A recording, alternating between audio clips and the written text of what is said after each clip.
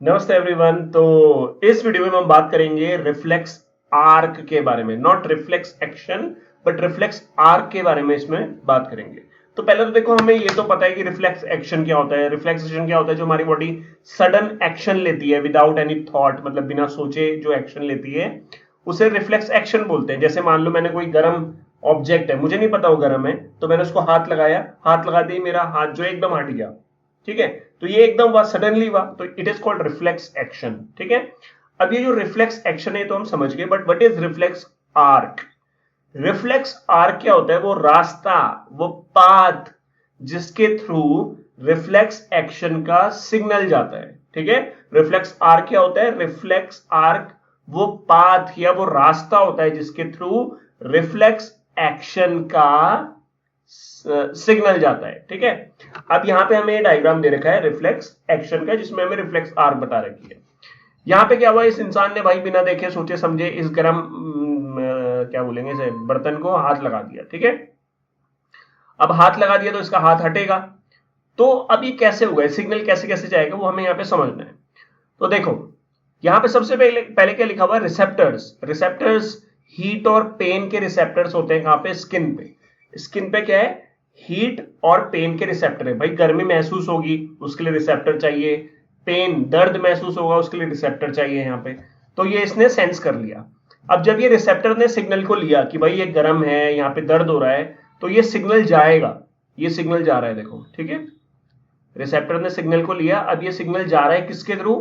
Sensory neuron के through, ठीक है। सेंसरी न्यूरॉन के थ्रू ये सिग्नल जा रहा है। कहां जा रहा है भाई? देखते हैं। ये जा रहा है, जा रहा है, जा रहा है। फिर ये कहां पे पहुंचा? स्पाइनल कॉर्ड की तरफ पहुंचा, और ये स्पाइनल कॉर्ड के यहां पे आ गया। फिर स्पाइनल कॉर्ड के बाद ये जो सेंसरी न्यूरॉन सिग्नल लेके जा रहा था, इसके बाद आ जाएगा एक रिले न्यूरॉन, ठीक है। क्या आ जाएगा? रिले न्यूरॉन, जो कि छोटा सा होगा, ये इतना सा, ये रिले न्यूरॉन हो गया। तो सेंसरी न्यूरॉन से सिग्नल कहां चले गया? रिले न्यूरॉन में चले गया। फिर रिले न्यूरॉन से सिग्नल जो है वो कहां जाएगा? मोटर न्यूरॉन में। फिर ये जो ये वाला न्यूरॉन है, it is called motor neuron, ठीक है। तो ये मोटर न्यूरॉन हो गया।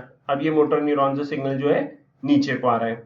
अब ये मोटर न्यूरॉन से जब सिग्नल नीचे को आ रहा है तो कहां पे आया? ये हमारे मसल्स में, ठीक है। Muscles which is called effector, ठीक है, जहां पे फाइनली सिग्नल जाएगा। तो ये मसल्स का आर्म्स में जो मसल्स होगी वहां पे सिग्नल गया। फिर ये जो मसल्स है कॉन्ट्रैक्ट होगी। जब ये मसल्स कॉन्ट्रैक्ट होगी तो ये हाथ हट जाएगा।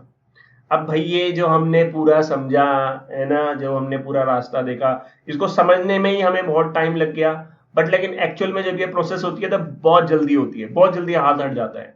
तो ये जो प्रोसेस है बहुत फास्ट होती है, ठीक है। अब देखो, ये तो होगी पूरी प्रोसेस, हाथ हट गया। एक मैसेज ब्रेन को चले जाता है, ठीक है ना। ब्रेन को मैसेज चले जाता है, फिर अपना दिमाग ये सोचता है कि भाई वहां पे हाथ नहीं लगाना क्योंकि वो तो गर्म है, ठीक है। तो इस तरीके से क्या हुआ, ये पाथवे के थ्रू क्या है, सिग्नल जो है ट्रांसपोर्ट हुआ। अब इसको अगर तुम्हें याद रखना है तो देखो क्या क्या है। इसको ऐसे भी आ सकता है कि डैश, मतलब जैसे रिसेप्टर कर दिया, फिर सेंसरी न्यूरॉन कर दिया, फिर डैश कर दिया, फिर मोटर न्यूरॉन कर दिया। तो जो डैश है उसमें क्या आ जाएगा? रिले न्यूरॉन, मतलब पाथवे। तो पहले क्या है? रिसेप्टर्स। रिसेप्टर्स के बाद सेंसरी न्यूरॉन, सेंसरी न्यूरॉन के बाद रिले न्यूरॉन, रिले न्यूरॉन के बाद मोटर न्यूरॉन, और मोटर न्यूरॉन के बाद हमारा आ गया इफेक्टर।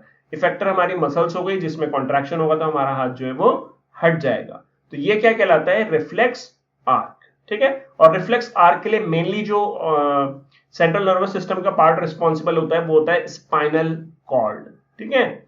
और ब्रेन को मैसेज चले जाता है। तो आई होप आपको ये वीडियो समझ में आया होगा। अगर आया है तो प्लीज लाइक, शेयर और सब्सक्राइब कर देना, और thank you so much for watching. अपने पेपर को अच्छे से देना। Bye bye.